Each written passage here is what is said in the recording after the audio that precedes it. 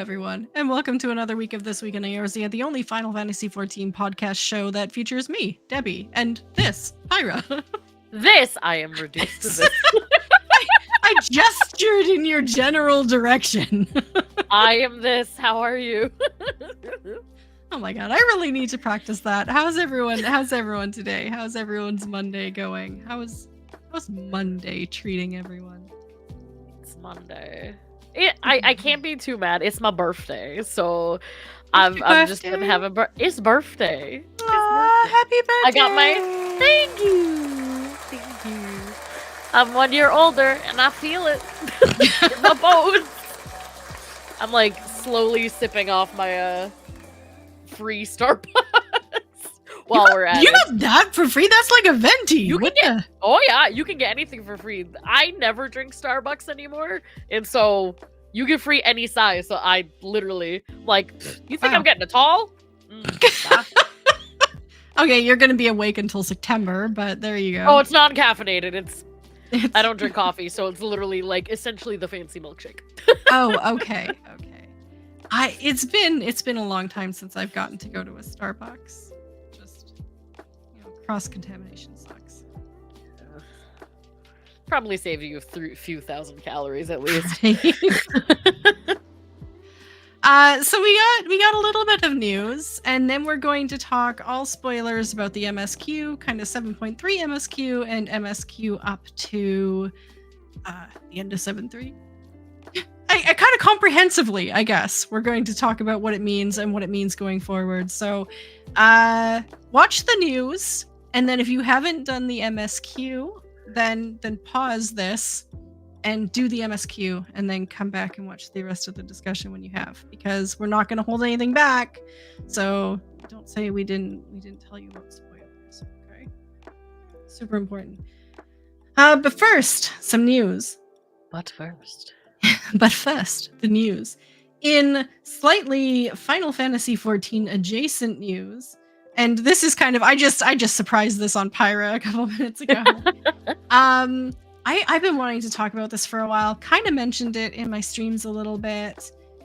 The a couple of devs from the Expedition 33 team at Sandfall recently visited Square Enix's Final Fantasy headquarters to have a conversation with some directors and personnel on the Final Fantasy team, including Naoki Hamaguchi, who was on the Final Fantasy VII Rebirth team. So they're exchanging some ideas. Let's see if I can kind of pull this article up. There's ads I'm trying to avoid.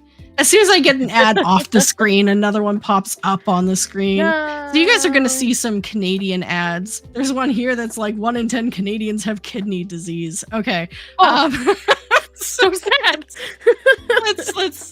Let's pull this up for a little bit. So they went to the Square Enix office for a creatively rich exchange of visions and ideas. Hamaguchi wrote on social media. They even shared a picture of everyone standing next to a cardboard cutout of Cloud.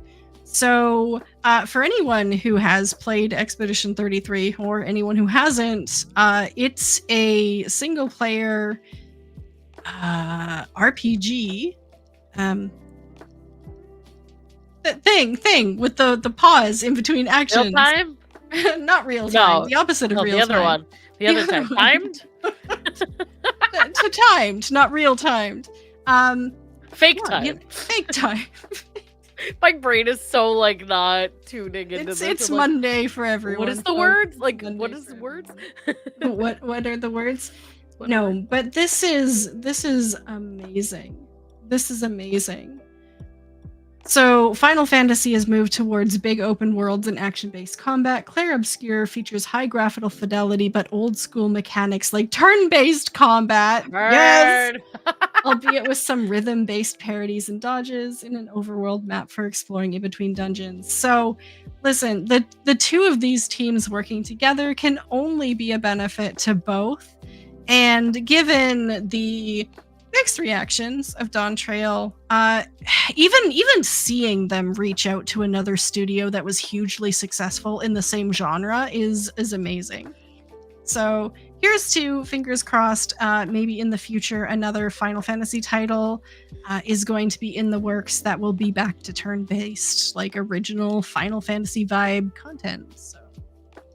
Absolutely. Yeah, I think it's just a cool opportunity. Like, I know nothing of Expedition 33 yet, besides a lot of people really love the outfits and just really love the game in general. I've heard the feedback, but I just think it's a really cool opportunity that, like, 2 game studios that are successful, doing successful things in their fields are kind of, like, coming together, especially because it's only smart for Square Enix to kind of, like, do something with them, even if it's just having like a friendly chat because of how successful Expedition 33 has become. So right, it's nice to hear that like that is having like an open, who knows what, probably a bunch of NDAs, but some conversation.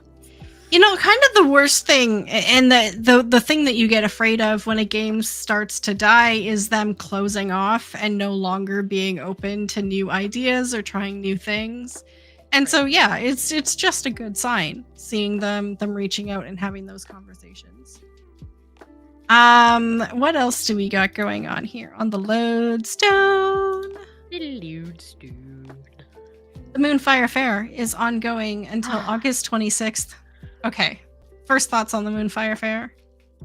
Amazing. It is so fun. If you haven't gone, I need you to, like, while you're watching us and listening to us blab at you, you need to go to, well, Limsa first, and then Costa. And you need to hang out in Costa for, like, a solid hour. It is just so much fun. Yeah. No, so much fun. They've got a new zone going on, and you just got to check it out. It's like the Halloween zone summer edition. It's like perfect for G-posing, for hanging out. The jumping challenge is still there, but it's a completely new jumping challenge. Maybe a little bit more difficult even than the last one. But check it out. PAX West is happening on the 29th. Next weekend. And it is streamable on Twitch, the Final Fantasy portion of it. So if you want to check it out on Twitch, go to the Lodestone, click on the link, and it has... Will it take me here? Yes. So it has the link on here to their Twitch account where it'll be streaming. It's like both Final Fantasy and PAX's Twitch accounts, because they usually, if you're someone who watches PAX, PAX will usually have like all of their main theaters in their live stream, so you could probably hit up either or. Yeah, it does have both listed. Okay, so whoever you want to support, you can go check that out. And if you're there, either if you're watching this now or in the future, if you're going to PAX, let us know. I've seen the PAX East booths, of course, and I've been to them, and they're like really amazing. And so if you do have the opportunity to go to PAX, it's usually a really cool time. And if you can like go steal a high five from Yoshi P, it's never a bad decision in your life. So absolutely. If you get the chance, if you're in the West, you get a chance to go to it. I don't even know like how expensive it is. I don't even know if you can get tickets at the door. Like, I know nothing, but yeah. PAXs are usually like 65. Like I do a lot of PAX tips and tricks videos over for the East Coast one. It's usually like 65 for like a day, or like 150 or almost 200 for all 4 days. So wow. It's not terrible. Like, I mean, for the amount of content that you get outside of just panels, it's pretty decent, I would say. Okay. I've never been to any convention, so I don't know. I know nothing. I would say my tip is kind of tip of the week if you're going in person. If it's like whatever time it is, be there several hours in advance or you will not get a seat. Those panels, like this one with Yoshi, is going to be highly competitive, and I bet you people are going to start lining up outside of the building probably hours before doors open, and then go straight to the panel and just wait for like 4 hours. So keep that in mind. Okay. Good to know. Or, just watch it on your couch from Twitch. Yeah. Perfect. Yeah. Perfect. Dawn Trail is now 40% off. So the PlayStation version, the Steam version, the Windows version. Yes, from the Square Enix store. The normal and the complete version. So why is this a big deal in case you already have Dawn Trail? Because obviously you're watching a spoilers episode, we assume you do. If you don't already have it for a different license, like maybe you're playing on the PC and you just got yourself a PlayStation and want to purchase it for your PlayStation, maybe you want to buy it for a friend. 40% off is a pretty good deal. Pretty good. Or they have the collector's edition, so if you want to upgrade, like if you didn't buy the collector's edition on release and you want to upgrade now, you can do that.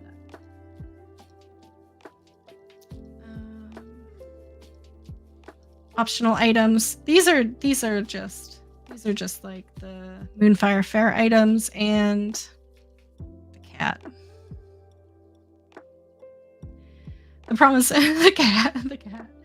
We went on a map night and like 3 or 4 of us had cats, and the sound that simultaneous cat makes when they like are released is just, oh my gosh. it is divine. I'm going to use the word divine.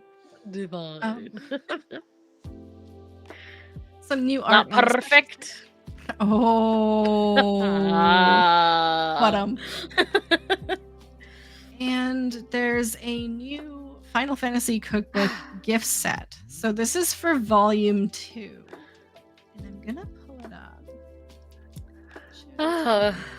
Look at this. I want so bad. So this is the cookbook plus a Namazu cookbook holder. Yes, Damn. yes. Oh, it's so nice. I mean, granted, you can see the price there. That's in US dollars. That's less nice. It's if you were knowing maybe someone who wanted the cookbook for Christmas and want to make it a little bit extra special, Warpig, this might be a way to go. Do you own the first cookbook? I do, yes. Me too. It is, I will say, I am not a big cook. I've cooked things from this cookbook that have been very delicious. And also, it is just worth looking at the pictures and the little, like, quips in the cookbooks. Like, the little, there's, like, little stories. Not really stories, but kind of, like, little lore pieces sprinkled through. Little lore pieces, yeah. Yeah, like even if you're a collector, like this is a fun book to have, I would say. And that stand with the Namazu. I just want one of those just somewhere in my office, no matter for my kitchen.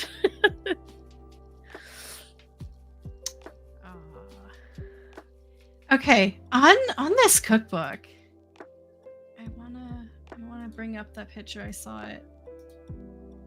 Is that like a Jobstone chocolate? Listen, that would be great. I feel like it's just that would be really cool if they did. You know what? They did get sell the molds. They do sell the chocolate molds now. Maybe. Hopefully, a lot of like Dog Trail themed foods too, like a lot of like tacos and stuff like that. Like everything that we saw at Dog Trail. Yeah, no, for sure. I would expect some things like that because we have a lot of like ARR foods and stuff in the original cookbook, like the Mikote bobs and that sort of stuff. Yeah. Or like even Heaven's Word. I remember the Ishgardian like stew, I think is like the one that I've made the most is like that Heaven's Word era. Awesome. So it is on pre-order now for release December 9th. So get your hands on it. I don't really have like community tip of the week. I didn't look at any of that. What we do have though is a hot topic. We do have a hot topic, and there's a lot to talk about because this is all of 7.3 MSQ, and there's a lot to go over. So again, this is where spoilers start. We're going to start saying things. If you don't want to hear them, click off, come back later once you've seen the MSQ. Because I just want to get into it. So this is everything we couldn't say last week that we're going to say this week. Yeah, so run away now. You have like less than 10 seconds. Run away. Bookmark this for later. Yeah, I want to put up a timer now. Okay. Someone come get me when the trial is the talking point. Oh, Sambo. We're gonna talk. I know where he's going with this. Okay. Okay, so let's start at the beginning. I have kind of an itinerary of the patch to talk about, so we make sure we talk to everything. So I consider the beginning of 7.3 patch being the whole part about investigating the attacks on those without the regulators, Isadora and her son getting attacked, Geode. What happened to Geode? Grieving with Shale and sharing a drink and stoking the fear of death with the announcement and kind of that sort of thing. So let's start at the beginning. How did you take Geode's loss? Like, for me, he wasn't... I don't think the character was built up enough to have an emotional attachment to him. Yeah, I'm kind of feeling the same way, where it's like, I was sad, but it was like... There's a difference between, like, say, the first death I'm thinking of is, like, Hershafon in Heaven's Door. That was like, the boy. My boy. No, like, what is happening? Like, such a sad... And, like, the one with Geode, like, it was still sad, but, like you said, like, there wasn't a strong enough, like, connection. It was just, like, oh, like, I think I felt sadder once the following parts of the MSQ happened. The kind of, like, nostalgia factor after the fact. Well, that was it. So, like, right before we lose Geode, we're called to, like, the residential district, and we hear that, like, something happened to Isadora. And yeah, I mean, to me, that had a more potent, visceral, emotional reaction because, I don't know, we really kind of fell in love with that person over the multiple times we visited her and helped her through her son's illness and that sort of stuff. Like, that made a connection. And they kind of, I don't want to say maybe cheaped out by having her injuries end up being superficial and easily cured by spleen and that sort of stuff. But if they had offed her instead, we would have felt more powerfully about it. Oh, totally. Like, even from the moment, because I'm the type of person where I'm really bad at remembering names of NPCs and characters unless they're, like, constantly coming back. So I didn't even remember her name, but because of where we were, as soon as they said the name, I was like, oh no, it's the mom. Right. Like, this is the mom. And yeah, I had that kind of panic of like, oh no. And then, yeah, I think it would have yielded a way different, like, emotional heartstrings if they just dusted her. Yeah, no, exactly. Whereas Geode, they kind of set it up. You kind of have this vibe when it's happening, like, oh, something's gonna happen to this dude who's wandering all by himself, breaks off from the herd, doesn't answer messages, and lets himself get jumped by, like, 4 very slowly moving guards who are completely unarmed. It's like, come on, my dude. Yeah. This boy's not Estinian. Like, he can't just go off and, you know, by himself and then just be fine every time. Like, we knew something was bound to happen. Yeah. So we kind of, I guess, didn't get attached at that point. Yeah. It's like, okay. He threw his empty weapon. Yeah. Oh, God. Okay, so it kind of moves from that into a scene where we get to know Shale a little better, and Kakiwa. I think.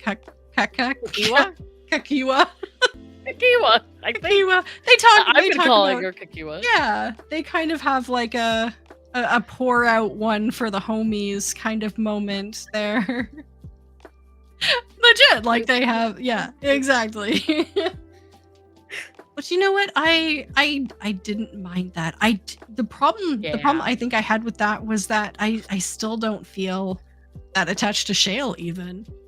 Like, I don't know why we haven't built, or I haven't built, maybe you're different. I haven't built an emotional connection to any of these backroom peeps. I don't know. Hikiwa was the only one for me.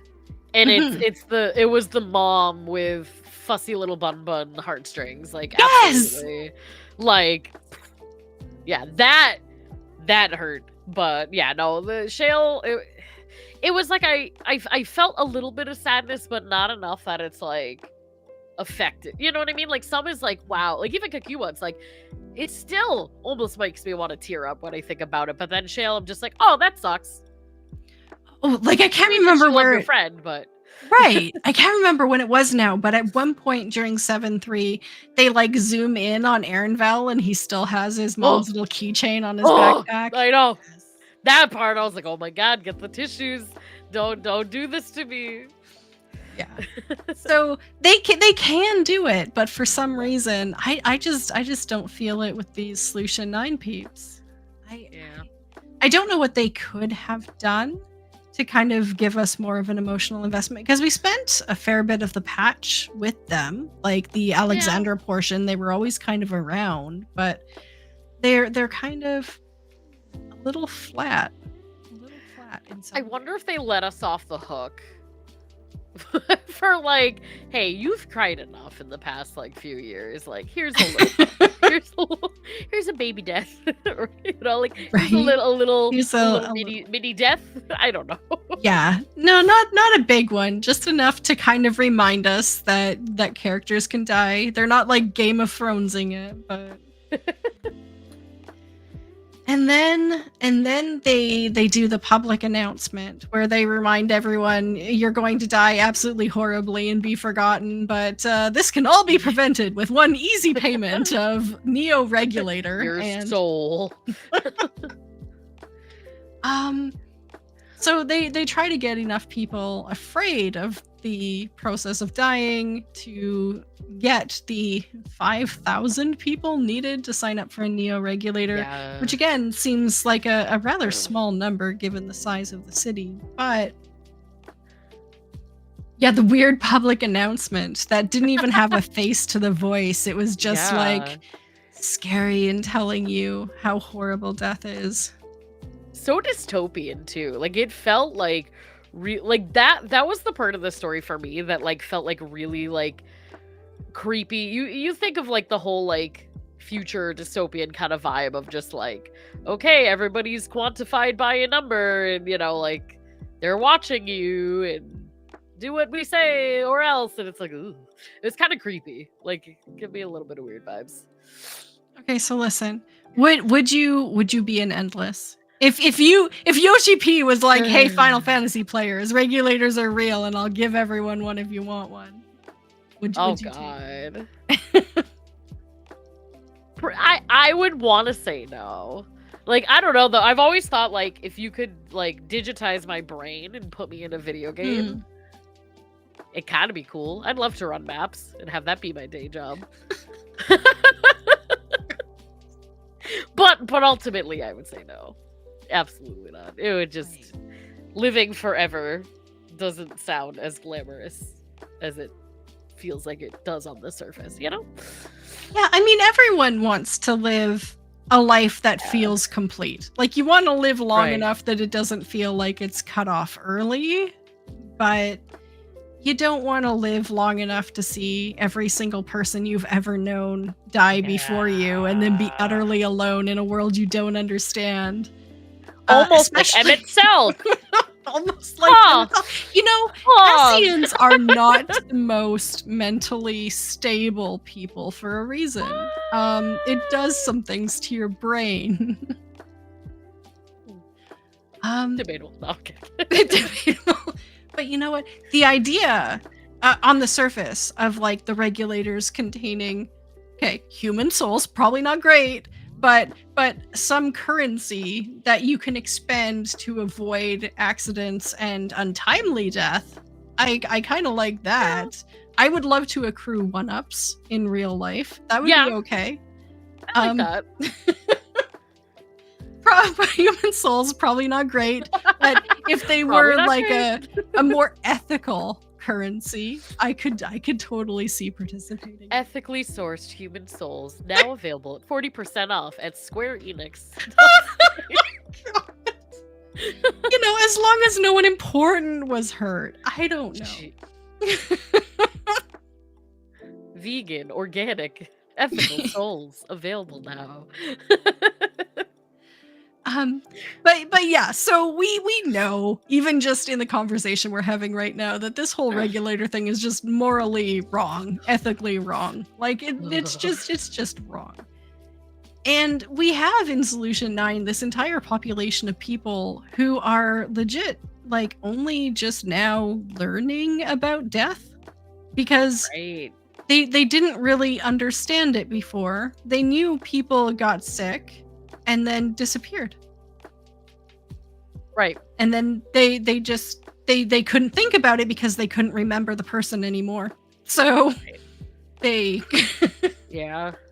Well, was and it's like it's so weird because, like, if you're, especially if you're someone who's never, like, grieved, Mhm. like, you can kind of, like, I'm somebody like that where, like, I've had, like, my close pet to me pass, but I've never had, like, a person pass close to me, and it's like you have that weird, like, creepy feeling of, like, oh, I know what's gonna happen, but what does that mean? How does that feel? And it's like, ooh, it kind of, like, touched a little bit weird on, like, human emotion type thing for me. Right.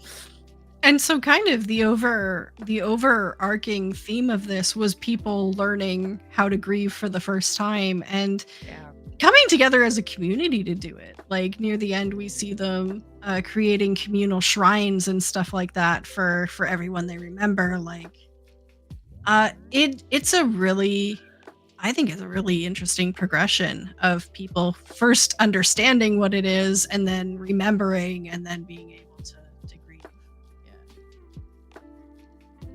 Yeah. Now the middle of the patch is what I described as Resident Evil Final Fantasy XIV edition. I don't know if anyone else got the same vibe. It felt like suddenly I was playing a Resident Evil game. Not gonna lie. Nice. So this is like the investigation of the Mesa terminal with like all the puzzles and activities, the security cards, power sources, locker, gemstones, passwords. Is it just me? Is it you haven't played Resident Evil, but yes, yeah. It felt like a different game entirely. It was fun. You felt like sleuthy. Like, I was like, ooh, this is actually kind of cool. Instead of me being the person to just run around and do people's dirty work, like, it felt like I had a purpose. Like, I felt like I was solving the mysteries that were on the table. And so, like, even though you still had to talk to all the people and do kind of mechanically the same things that we've always had to do, they made it feel fun. Mhm. Except for looking in that locker. It was really creepy, and I accidentally did it twice. I don't know why. And then the logger, yeah, everyone. So that, I think the logger is what gave me the most Resident Evil vibes, sort of thing, because you're suddenly playing like a forensic detective game or something, and yeah, the locker, creepy. Of course, I went in there multiple times because I thought one of the gemstones might have been in there or something. You know, and it's like, bah, and I'm like, that. Slams closed. You know what? I enjoyed it. It ate up a lot of time. Like when we're playing Final Fantasy XIV patches, like some veterans, we're used to it being like 1 or 2 hours. We just talk to this person, talk to this person, talk to this person, done. But adding in like all those activities and something added a lot of time to the patch content itself. But I didn't feel like it was wasting my time. Yeah. Absolutely. That's what I'm saying. Like I bet you, like, mechanically it was the same as if we were just go to this side of town and talk to this person and then go back here and carry this thing over there and deliver this note. But they like weaved it in such a way that felt more like you were the protagonist again, and like you were going through and like helping lead this investigation, or like kind of putting the pieces together, and that made it like kind of really fun, honestly.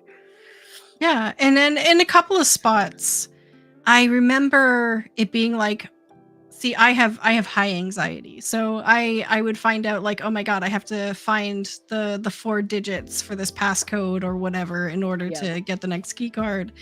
And then I was like, oh my god, can I even do this? Do I need to stop and look up a guide? Like, do I need to like Yeah. pause right here and figure out what I'm doing before I do it?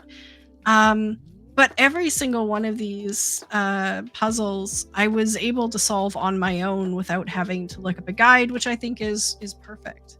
I think the last thing you want in an RPG game is for people to have an anxiety attack and look up a Yeah. guide to get through, something that should be just a fun little puzzle. So I don't know. How do you find the difficulty level of them? I felt like for me it felt on the easier side. However, it was really nice in the sense that like I even kind of had a challenge myself where I was like, wow, I have to remember like these like the sequences and stuff. And so I was literally like typing in my Twitch chat to like put the numbers down so that I could like test them out. So like I would say it was like mild to medium kind of, or mild to medium kind of like difficulty. Like I definitely was able to do everything first try, but it made me have to think, which was really nice. It wasn't just like 1, 2, 3, like, okay, obviously that's the code. Like I actually had to kind of like stop and pause for a moment, which I liked. Okay, so here's a question that like literally just occurred to me. If you had to do one of these again, which one would it be? The puzzles in the Mesa terminal, the fight with Heidelin on Elpis, or the single duty as a Garlean soldier. That's like not even apples to apples. That's like apples, oranges, and lemons. What did I want? Oh gosh, this was like. I feel like this was See, the Heidelin one's tough because it's like thematically that's my favorite. This one probably is my funnest, and that whole like one where you're the soldier that's like weak as like everything. That one was just trauma. But I still like it in a weird way. I also do ultimate, so like hating myself is part of the norm. Right. What about you? Right. The reason these all kind of seem identical in my brain is because they're really plot heavy solo events that you have to get through in order to advance the story. And I mean, I would choose the puzzles. Yeah. Because the Garlean soldier fight, I got completely lost and had no idea what I was doing, and it doesn't direct you. Same. And I don't think even looking up a guide would help necessarily because you're trying to find very specific locations in kind of a mapless area. So I did not enjoy that at all. I think it was like fun in a weird way. This to me was like the funnest. And I felt the most like in control too, which was kind of cool. Like especially after being such a kind of like we weren't the protagonists of like Dawn Trail. This kind of I feel like got us back into the groove of like we are the protagonist again. Like we are the main character again, which felt kind of like a cool little like addition to just like the fun puzzles, honestly. Yeah. No, for sure. And then the fight with, I said Heidelin, but it's her Elpis name. Venat. Venat, yeah. Yeah. It's that I think was a little bit difficult for a lot of people too. Yeah. I remember having to help my husband through it, and I remember like some people in my community struggling with it the first time. So it was definitely one of those challenges where it was kind of like a gear check and an ability check. Like you had to really be up to where you needed to be at that point in order to succeed. So it kind of walled a few people in the same way the Garlean soldier did and that sort of thing. But at least this isn't combat. So yeah. I like the innovation. I 100% support this kind of innovation. Then one of I even going for here? I wrote down flashback to weird cultist-like activities. Oh, the security camera. Flashback to the director all being all weird and a Calyx fanboy, and you kind of look at it the first time and you're like, okay, Asians. Like, the last time we saw someone this hung up on something, there was Asians involved. So. The way you said it just reminded me of that meme. Was it the History Channel meme? Aliens? Like the guy with the just Asians. Can somebody Photoshop Debbie just Asians? Yeah. No, that's all I wrote down. Flashback to weird cultist-like activities, because that's all it was. Just someone getting murdered because Asians. Always. All things tie back to Asians. Why not more cultist stuff? Absolutely. And then there was the dungeon. Which again we talked about before, just an awesome dungeon. An awesome dungeon. Fun. Into no shock. Right afterwards, it's like, time for trial. we kind of saw it coming. Yeah. So we get to the top through the dungeon, and then we have a conversation with Calyx prior to the trial where he exposits the why he's done what he's done. And so now you had a name for him, didn't you? Technically, I cannot claim ownership. My friend Ari has the ownership. I've just made a meme out of it, which is Make-A-Wish Fan Daniel. Listen, I absolutely love that. Thank you. Make-A-Wish Fan Daniel exposits why he's done what he's done. So he exactly Make-A-Wish Fan Daniel. Fantastic. Listen, I mean, we can understand why he feels the way he does. He was a kid who grew up dying and never thought he would get an opportunity to live life, and through that fear of death constructed a way to live well past any estimation he had for life. And he grew and learned so much that he can't understand why anyone would want to die, because it essentially limits any uncapped potential that you may have had if you didn't die. So if the option was there not to, why would anyone choose death? So you're like, yeah, okay, I get it. I get it. Yeah. I think it's almost like, not fully, because he still makes me want to punch him in the face like Fan Daniel did, but like, you know, it's kind of a similar tone for me of like when we were going through all the motions with Emmett, and like the one thing that I loved about Emmett's villain arc was just certain things where I'm like trying to imagine myself in those scenarios, and I'm like, ooh, I actually kind of get some of these points. Like, it's not just like, ha ha ha, I'm evil for the sense of being evil. It's like, okay, you're still evil, but like, I can empathize. Like, I can understand this a little bit. That's one thing I think 14 does incredibly well with their antagonists, is they don't just create evil for evil's sake. Like, yeah, there's a couple of antagonists where you're like, yeah, okay, your thing is that you're a dick. I get it. Xenos. But for the most part, they're really good at creating complex antagonists that, but for the grace of everything you had experienced so far in the game, you might have chosen their side. Right. Because they make sense. They want something for very powerful reasons, whether it's love or whether it's, you know, self preservation or whatever, but they're just picking on the wrong warrior of light. And because we are who we are and we don't want to sacrifice what we have to go up against them. And those make the best villains. In fact, when I was thinking about this, one of the things I want to do very soon, maybe you can join me on this, is do like a Final Fantasy XIV villain ranking podcast where we kind of go through and we give each one of them a rank. There's some really good competition in there.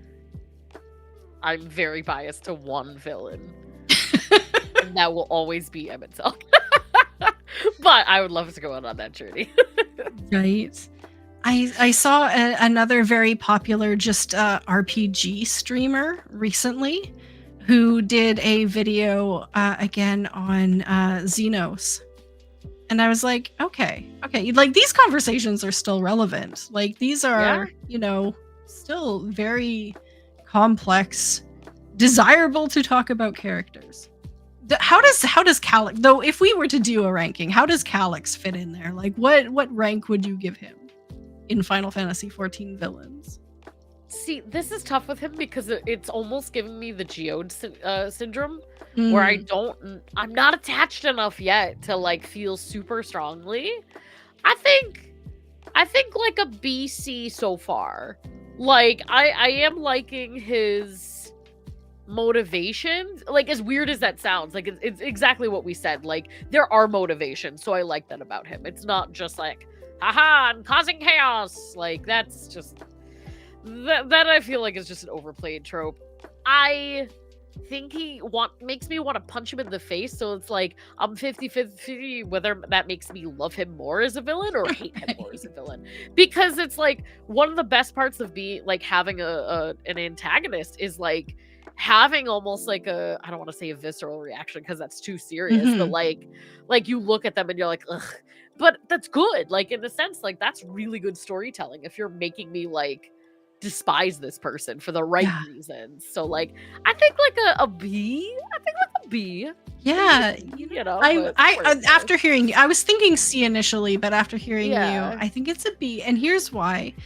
I think wanting to punch him is exactly the vibe that the writers would have wanted to go for. Because think of it this way: this is a child who grew up well into adulthood and well into super adulthood. Like he's a couple hundred years old now, plus give or take 10,000 years, and he has probably never been disciplined because like you don't hit a sick child. You don't say no to a sick child. Like his entire life up until the point he became endless, he was probably coddled a little bit. And kind of played with kid gloves because of him being sick and because of him being a genius. So you probably want to punch him because he has that attitude of someone who has never been disciplined. And you're like, listen here, you have no respect for anyone else. You don't know how to interact to me. You're socially like inept. Like I just want to hit you. And I think that's honestly perfect writing. If we're getting that reaction, that's probably true to that character. Exactly. And there's like that fine line, right? Because some of it is just like, this is terrible writing and I hate this kid and he's just annoying. But I do want to, at this point, I want to truly believe that that's part of the storytelling. Like that's there intentionally. Just like with Fandaniel. Like I hated Fandaniel, but I loved how they made me hate him so viscerally. It was like, every time I heard the stupid voice, which I feel so bad for the voice actor because he did a great job, but every time I heard the stupid voice, I'm like, ugh, get this guy off of my screen. I want to slap him. Yeah. No, and that is beautiful storytelling. As frustrating as it is, that is beautiful storytelling. And especially from the Warrior of Light's point of view, like we're getting harassed and beat up and zapped by this kid who is so disrespectful. And we're like, listen here, we've been beaten up by better people than you. Like you're not doing here, you little shit. Any justice. You're not doing Xenos any justice. Like stop this. Yeah. Think I don't know primals, boy. Which say my first is rodeo. The next topic of conversation. He summons a primal. Summons the primal Necron. Listen here, you little punk. Do you think we haven't beaten primals before? Have you done any research on us whatsoever? This is your first. And my husband was mentioning this earlier. Was it like not summoning, but like imagining? Or is that the right word? We have to assume it's a summoning because there was instances of tempering and that sort of thing. So because they brought out the Porksies afterwards, we have to assume it's kind of like, even though they use different terminology, essentially that's what it was. Gotcha. Now, I keep hearing like the creation magics or something on the side as like a speculation versus like traditional summoning. Well, now with the creation magics, it's usually an ancient has the power to create any form they want.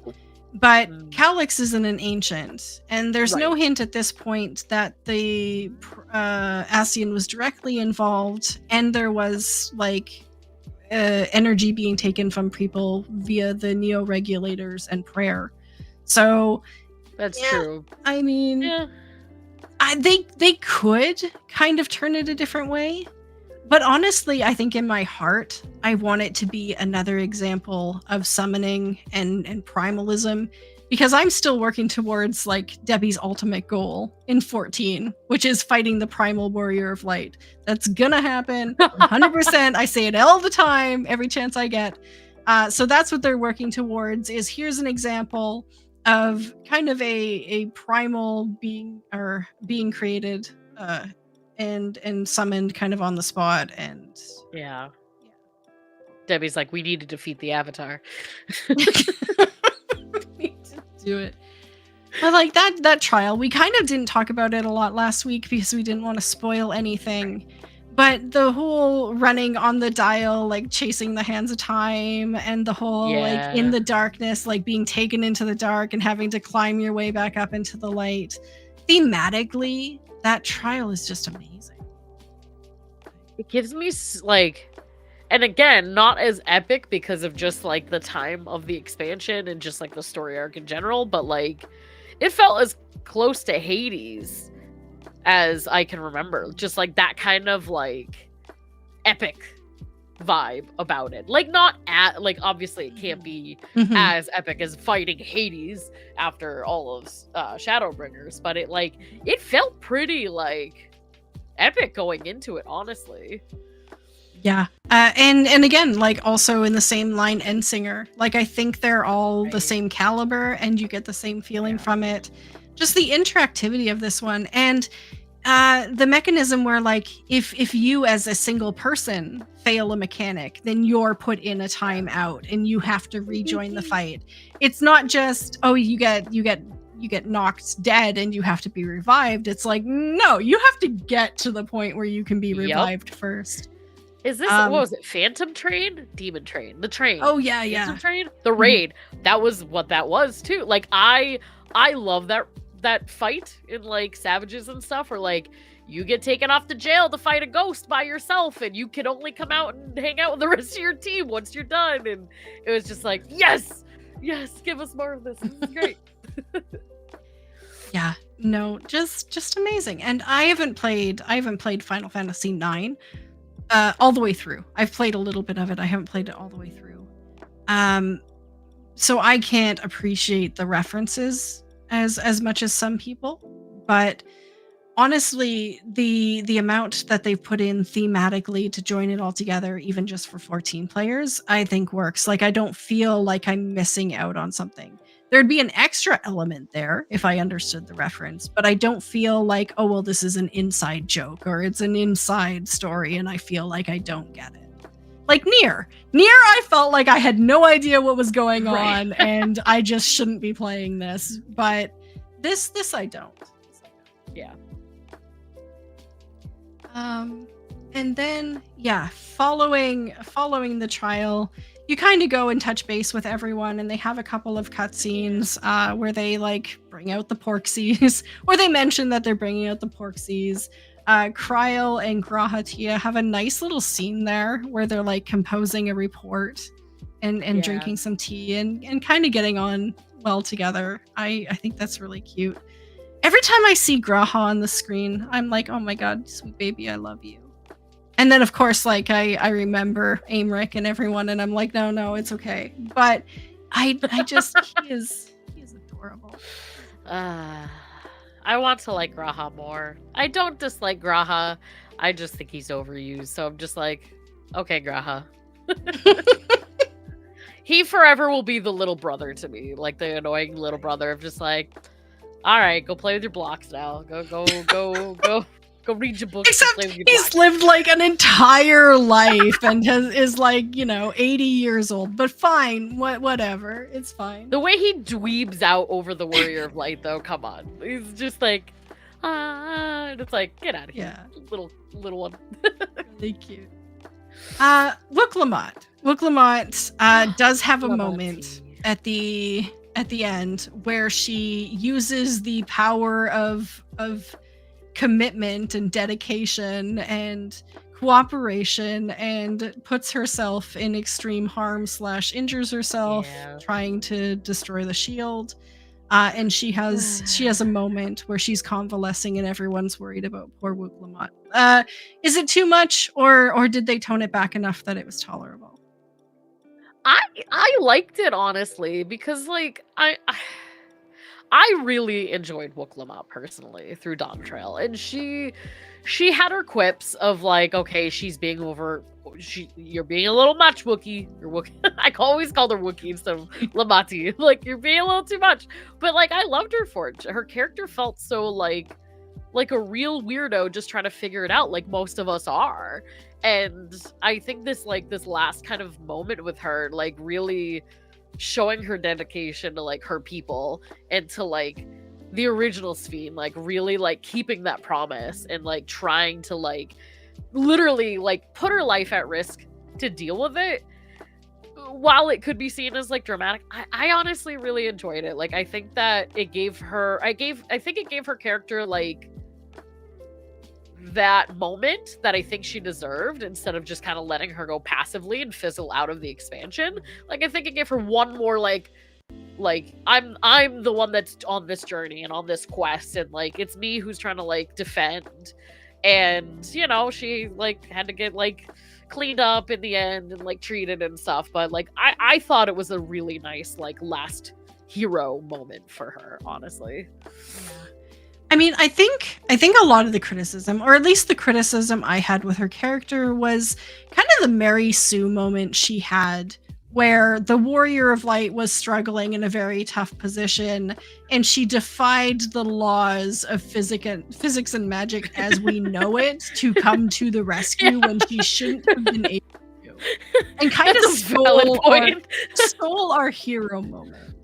Which a lot of people, I think, if they have no other complaints about the character, that was kind of like, okay, that's too much. That was our hero moment. That's when the Warrior of Light / Asm traditionally digs deep and finds a way to persevere despite all odds, and it was taken away from us. So yeah, she sacrifices her own body to get through the shield, but ultimately in this case it's the Warrior of Light who finally makes that final push and wins the day. And so that alone, I think, is gratifying to people. It's like, that's how it should have been. It's like, we appreciate her support. She did something heroic, but the Warrior of Light is the one who did the final thing. I agree with you wholeheartedly. And like, for me, that moment also painted in this light, it is still like, well, we're still like the strongest force out there that we know of, but also like it showed how much she would like risk for her people, because like that's all Wooklamot is doing. Like, her whole journey is like for her people, for like her promise and for her word. And so it gave her that like little ray of light without stealing the entire like show, which absolutely, I wonder how much of that was like maybe rewritten after Dawn Trail's feedback, because I think that gave us, exactly like you said, kind of that moment where we were kind of the reason why it progressed the way it did. It's just she had her moment within that. Yeah, no, for sure.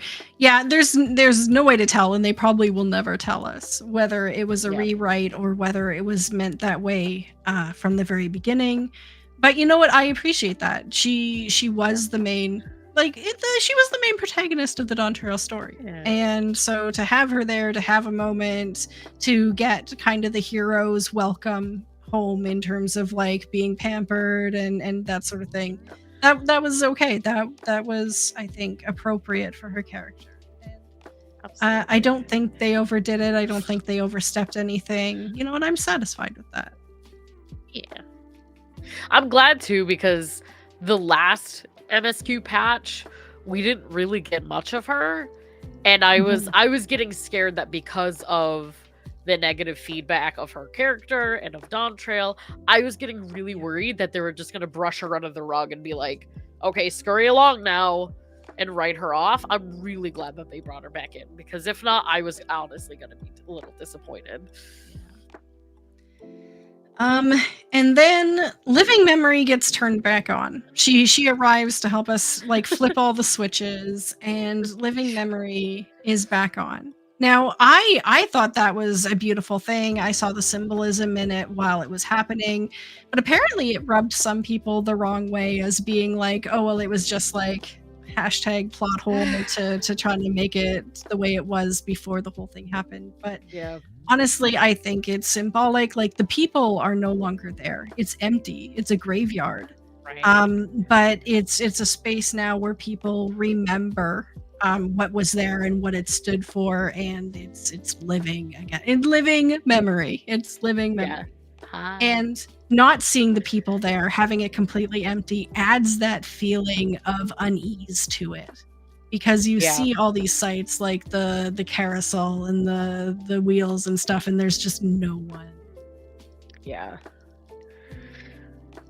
And I definitely felt the mixed feelings of that too at the beginning. And like in the end, I am satisfied with how they did it, but it was the same way. Like, the thing that I came to terms with is, I remember going back into Living Memory right after I finished like the base of Dawn Trail.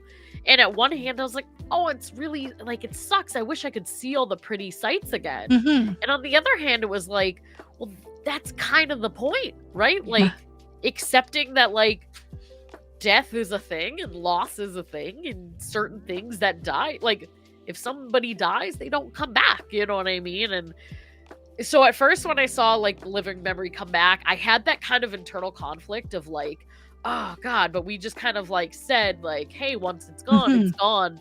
But exactly, like, I think you said it really well, where it was the moment where you start noticing like, okay, it's void of life. And it kind of is like memory now.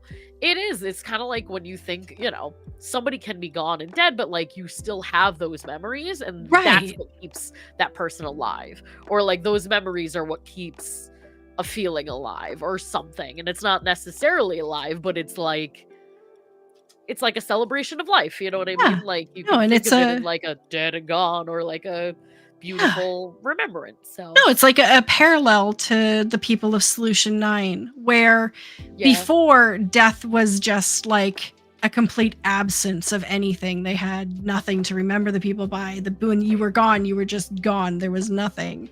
And now when someone's gone, you still have the memories of them. They're sad and beautiful, but they're there. And I like it. I like the parallels to, you know, the story in general.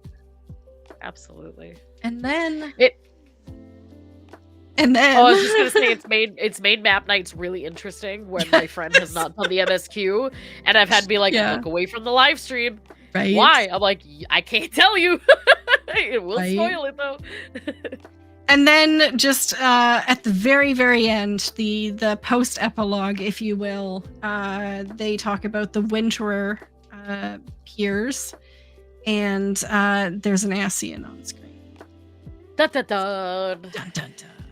We assume, now the general consensus is everyone assumes that it's Pastorot, who is the preserver of discipline and order, according to the 12, the convocation. He was mentioned in passing by Emmett Selk upon learning of the potential dangers of Kairos, which was the whole like memory erasing thing that happened around Hermes in the Elpis storyline. So, I mean, makes sense. I think that's a really, really good theory or guess in this case, because discipline and order makes sense, and because memory makes sense. So if that's where they're going with it, I'm completely on board. And you know what? I kind of feel like coming home seeing an Ascian again.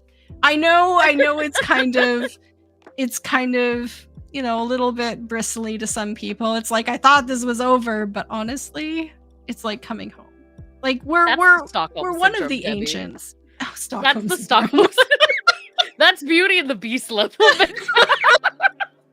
Maybe it is.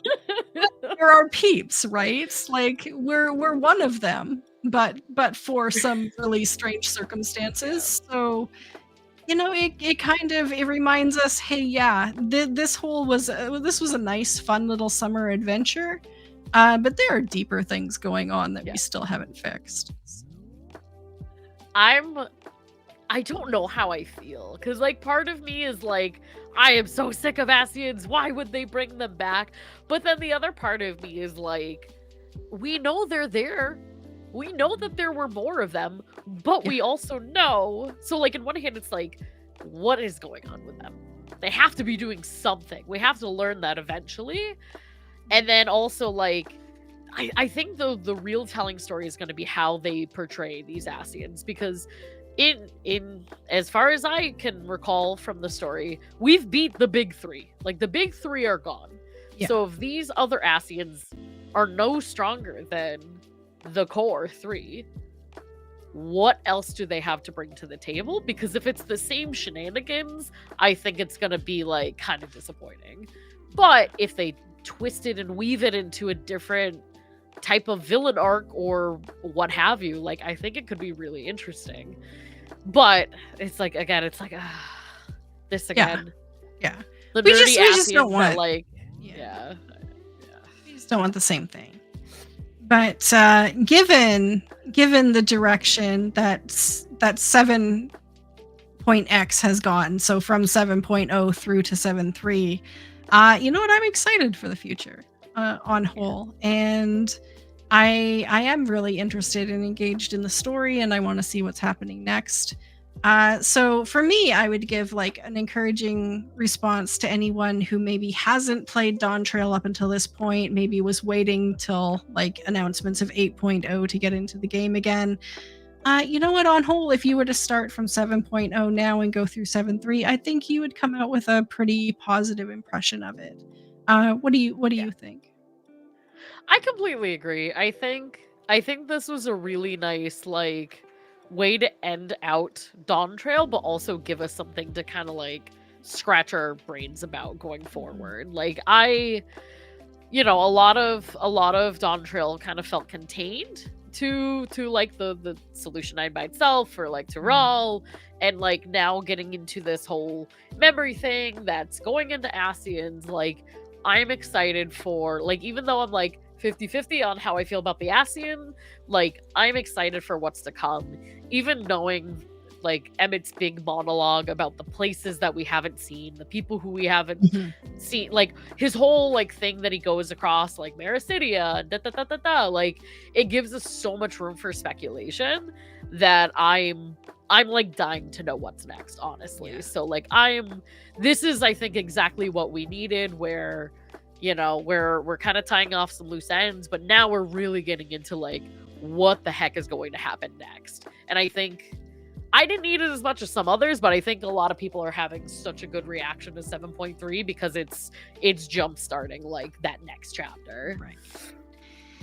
And one theory I heard that I just wanted to pass on, because I think it's pretty sound, is the Heidelin Zodian arc that was A Realm Reborn through Endwalker. Yoshi have said before that it was like going through the times of the day, where it like started in the morning, went through the day into the night, and then Shadowbringers being the nighttime, and then Endwalker being the brand new day. I think Dawn Trail is the beginning of a seasonal chapter. So this next arc is going to be based on the seasons, with Dawn Trail being summer, and then we're going to move into a fall or an autumn, and then Winterers, and the Winterers like climaxing in the winter, and then moving back into a new spring in the beginning of the next arc. Okay. Could happen. I like that theory. I really like that theory. And I think it kind of brings us to like, where's this winter arc? Because like I've heard theories of, like, even talking with my husband, I've heard theories of like Marasidia or North Author or Author North or whatever they call it. And it's like I like the idea of kind of that little arc of like the summer to spring. I like it. Yeah. So stay tuned. We might find out. But that is kind of our comprehensive talk about 7.3. So yeah, if you have anything else to say that we didn't mention, like, let us know in the comments or in chat, and we can kind of bring it up over the next couple of weeks. What are you up to this week, Pyra? What am I up to this week? That is a beautiful question. Which has an answer, I'm sure. I had like 2 long streams in a row the past couple weekends, so I'm trying to like get my bearings. This week, to my knowledge, we are doing a mix of I'm doing ultimate streams this week. We got Fru and DSR and maybe T. We're kind of going all over the place, trying to help people get their clears and trying to do some prog, some savagery clears, and probably just trying to do as many maps as possible because the new maps are amazing. And somebody I finally got to see a Yan drop mount, didn't get it, but Nice. my eye is on that prize and I need to go back in until my addiction is There you go. satisfied. There you go. So that's my week. How about you? It's amazing. You know, I don't know what I'm doing. Other We're than on the like same page. other than doing like the Alliance raid, probably doing maps. Like we ended up doing maps 3 times last week on Thursday, Friday, and Saturday. Because they're just so much fun right now. The Gamba addiction is bad though. It's the most maps where I'm just like, Gamba, let's go. I like that, Sunboat. I was going to close the episode without having a tip of the week this week because we did like 4 last week. But you know what? Tip of the week. Because I saw this week too. You can store crafting gems, crystals in your retainer's inventory. So I usually just, when I max out on them, I just start selling them off for the gil. But if you want to store up on more than the 9,999, if you know you're going to be doing some crafting, or if you just want to hang on to them because the market value for them is really low right now, store them on your retainers. Sell them when the market is higher, or hold on to them for when you do want to craft. Fantastic tip of the week. Thank you, Sambo. Tip. I think you can also put them in the FC chest too, right? So if you're somebody who's like owns an FC, or like that's a safe place for you to put your things and get them out after, you can store them there too. Absolutely. Yeah, and make sure to do Wondrous Tales today. Also a very good tip, because Wondrous Tales expires today, does give you a map. So if you haven't already got your map, they're still selling at about 100 to 200k on the market board on most servers. So that's a quick, easy bundle of gil. So take care of that today. If you haven't done your Alliance raid, the Sandoria raid, that resets tonight. So take care of those as well. Mood. Okay, thank you so much, everyone, for being here. We always have a blast. I look forward to seeing everyone next week, same time, same channel, for more Final Fantasy XIV news and discussions. Thank you so much, Pyra, for joining me. I just love hearing your point of view. I love our talks. We have such fun talks. It's great. Make a wish, fan Daniel. I think I'm gonna print that off and put that up somewhere. Yeah, please do. Put it. I should put one in the background too over here. That'll be our tip jar. Thank you everyone who joined me in chat live and who's watching this in the future. Thank you so much. Leave a comment below. Take care, love yourself as much as you love others, and we'll see you in game. Bye.